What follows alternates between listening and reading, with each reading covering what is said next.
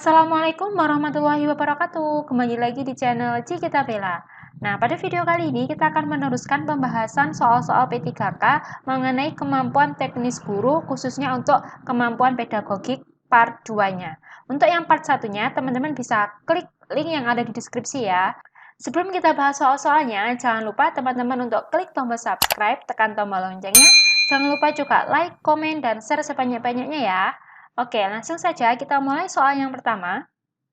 Pemberian umpan balik jika siswa heterogen adalah A. Representative feedback, B. Cumulative feedback, C. Quantitative feedback, D. Institutionalist feedback, atau E. External feedback. Jawaban yang benar yaitu yang A. Representative feedback. Salah satu karakteristik massa adalah komunikasinya bersifat heterogen. Oleh karena itu, akan sulit untuk mengatur umpan balik yang didapat dari semua komunikan. Maka dalam hal ini, biasanya umpan balik didapatkan dalam bentuk sampel dari beberapa komunikan yang menjadi perwakilan atau representatif. Nah, hal inilah yang dianggap mampu mewakili komunikan secara keseluruhan, meskipun yang memberikan pendapatnya hanya sebagian orang saja. Jadi hanya diambil sampelnya, teman-teman. Jadi tidak semua mengemukakan pendapatnya, seperti itu.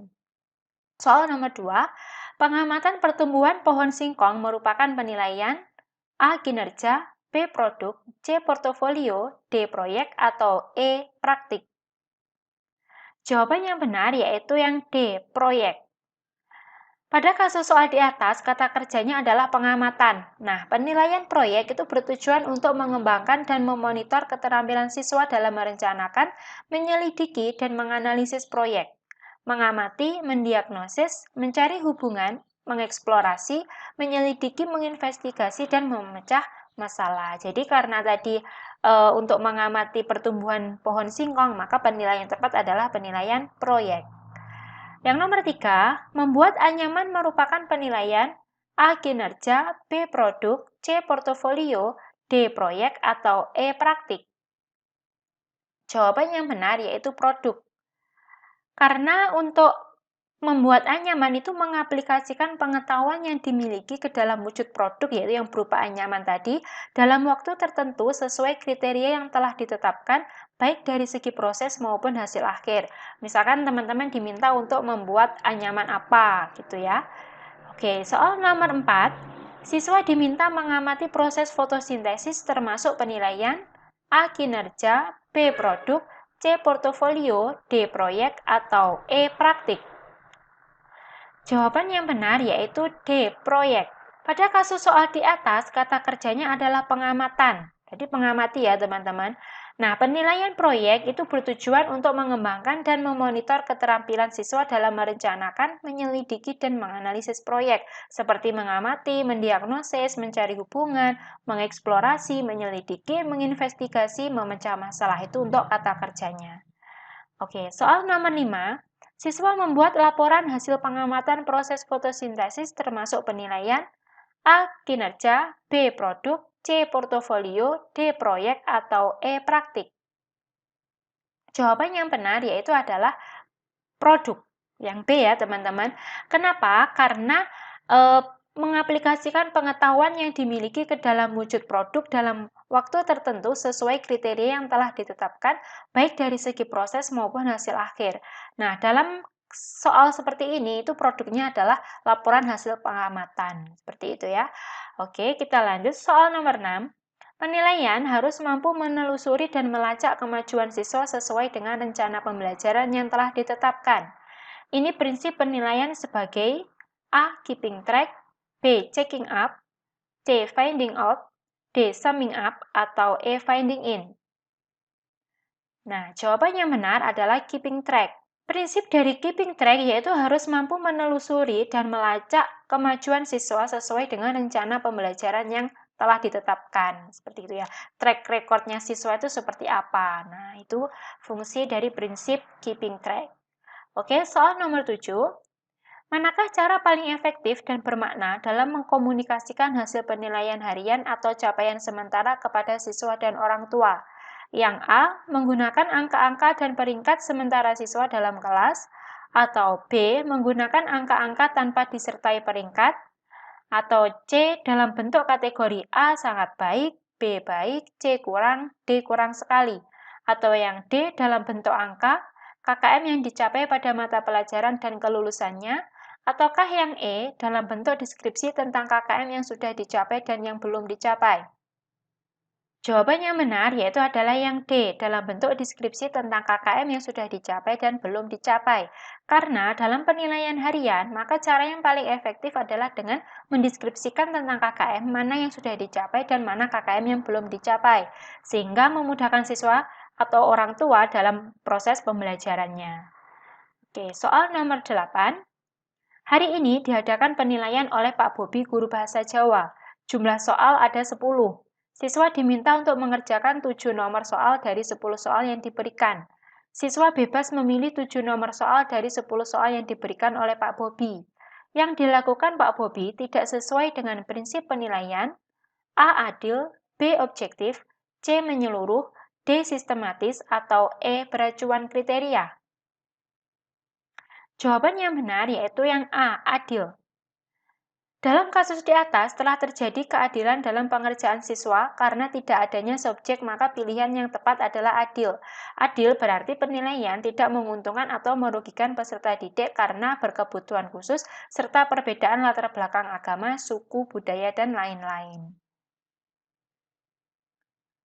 Oke, soal nomor 9. Pagi ini penyerahan rapot untuk siswa SMP Mekarsari. Bu Neni adalah guru matematika di SMP tersebut.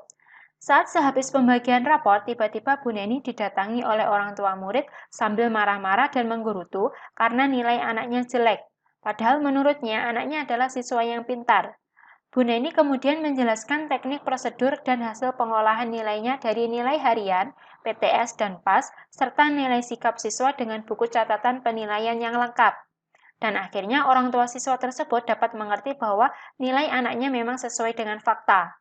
Dengan demikian, Bu Neni telah melaksanakan prinsip penilaian: A. Adil, B. Objektif, C. Menyeluruh, D. Sistematis, atau E. Akuntabel.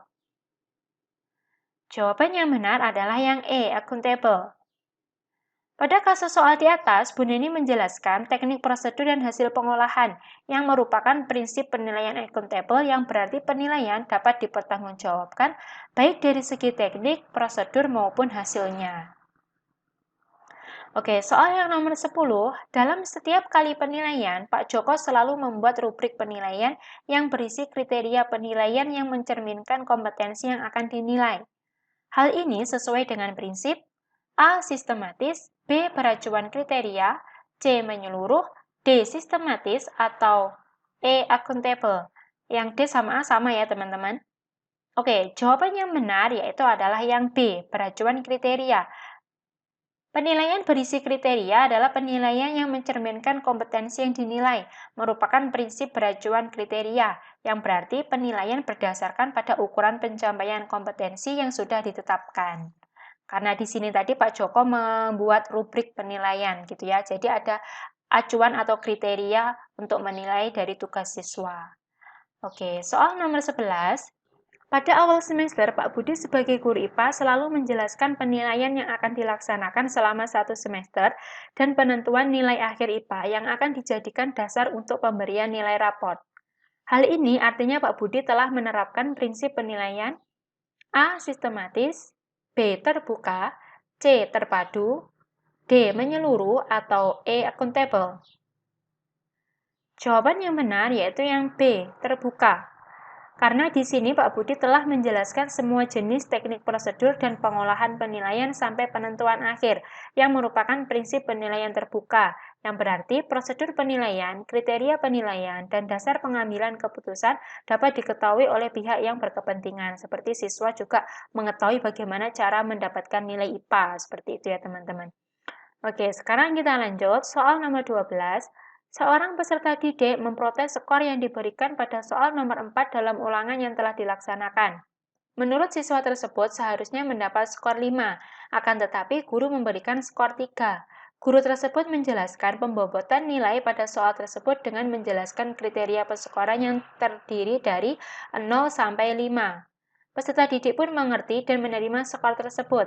Prinsip penilaian yang diterapkan oleh guru adalah A. Terbuka, B. Akuntabel, C. Objektif, D. Menyeluruh, dan E. Adil. Jawaban yang benar yaitu yang B. Akuntabel. Guru tersebut menjelaskan pembobotan nilai pada soal dengan menjelaskan kriteria penskorannya, yang merupakan prinsip dari penilaian akuntabel, di mana dapat dipertanggungjawabkan aspek prosedur, kriteria, sampai pengambilan keputusannya. Itu ya teman-teman. Oke, sekarang kita lanjut soal nomor 13. Seorang guru mengajar pada 2 kelas di sekolahnya. Di kelas pertama terdapat 8 siswa yang gagal mencapai KKM.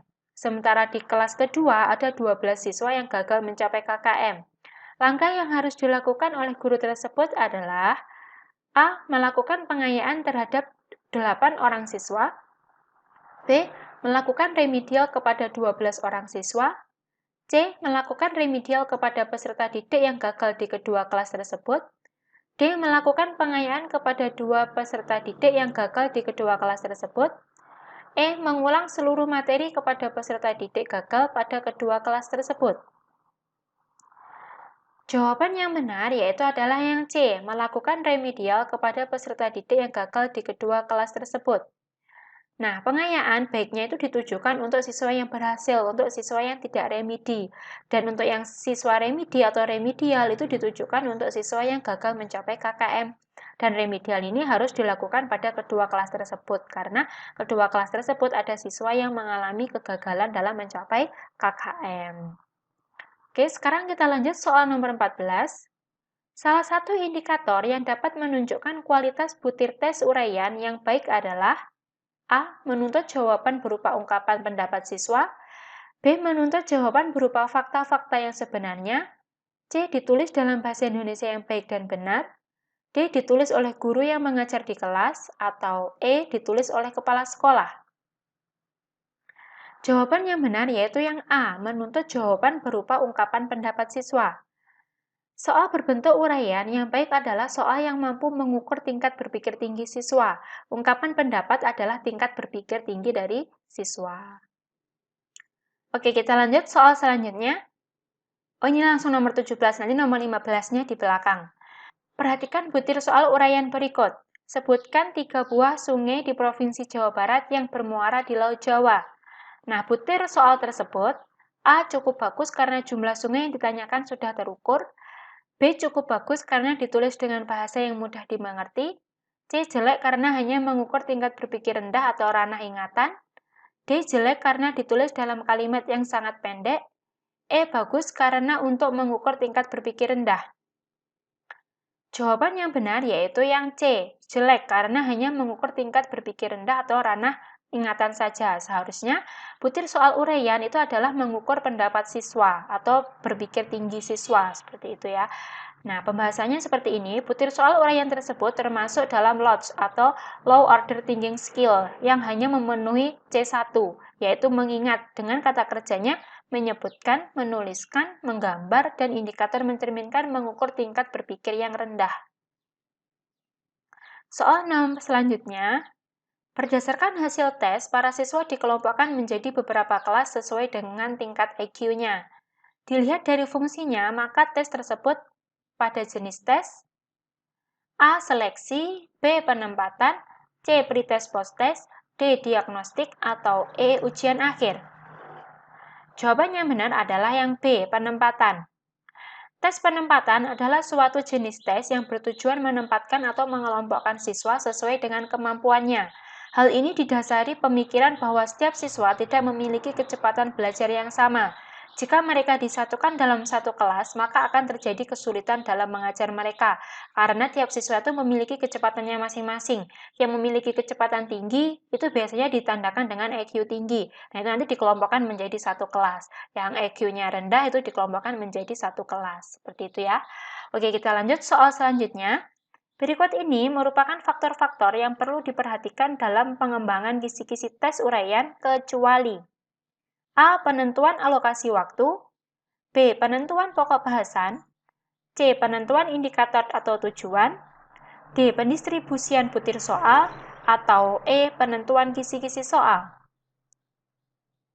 Jawaban yang benar yaitu yang C. Penentuan indikator atau tujuan. Faktor yang tidak perlu dalam mengembangkan kisi-kisi tes uraian adalah penentuan indikator atau tujuan, karena indikator atau tujuan itu sudah dikembangkan pada saat membuat RPP. Seperti itu ya teman-teman.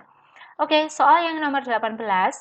Untuk mencegah terjadinya jawaban siswa yang sangat beragam, jenis tes uraian yang paling tepat digunakan adalah A. Tes uraian bebas, B. Tes uraian terbatas, C.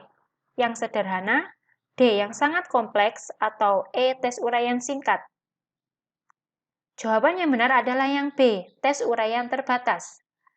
Uraian terbatas atau terstruktur yaitu soal yang disusun tidak mengembang tetapi lebih terarah dan terbatas, sehingga ada batasan jawaban.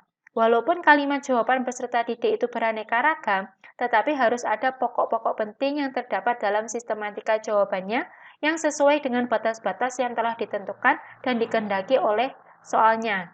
Maka yang paling penting dan harus diperhatikan yaitu sistematika jawabannya.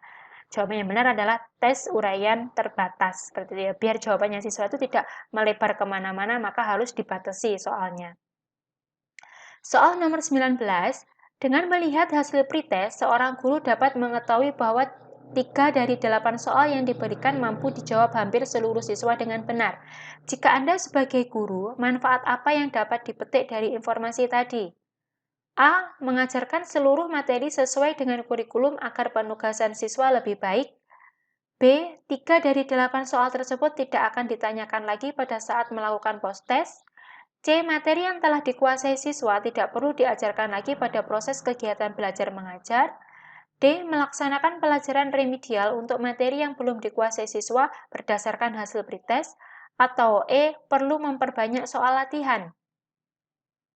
Nah, karena tadi yang dilihat adalah hasil pretest dan diketahui bahwa 3 dari 8 soal yang diberikan mampu dijawab hampir seluruh siswa dengan benar. Maka jawabannya benar adalah yang C. Materi yang telah dikuasai oleh siswa itu tidak perlu diajarkan lagi pada saat proses pembelajaran di kelas. Karena kan siswanya tadi hampir seluruh kelas itu sudah bisa, jadi materinya itu dilewatin saja nggak apa-apa.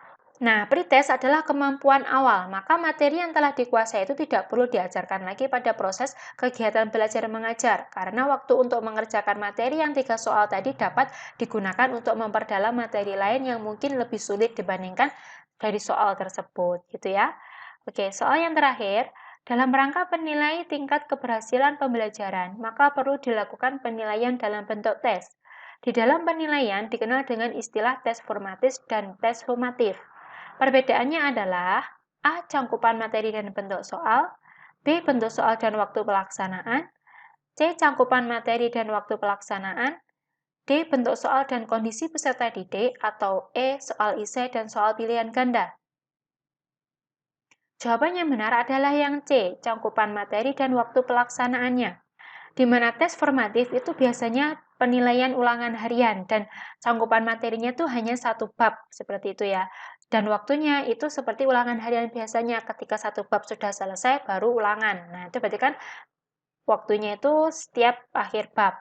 Sedangkan tes sumatif itu untuk penilaian akhir semester yang dilaksanakan pada akhir semester dan cangkupan materinya mencakup semua materi pada semester tersebut, sehingga yang membedakan adalah cangkupan materi dan waktu pelaksanaannya. Nah, demikianlah tadi pembahasan soal-soal kemampuan teknis guru, khususnya untuk kemampuan pedagogik. Semoga video ini bermanfaat dan bisa membantu teman-teman untuk belajar. Wassalamualaikum warahmatullahi wabarakatuh.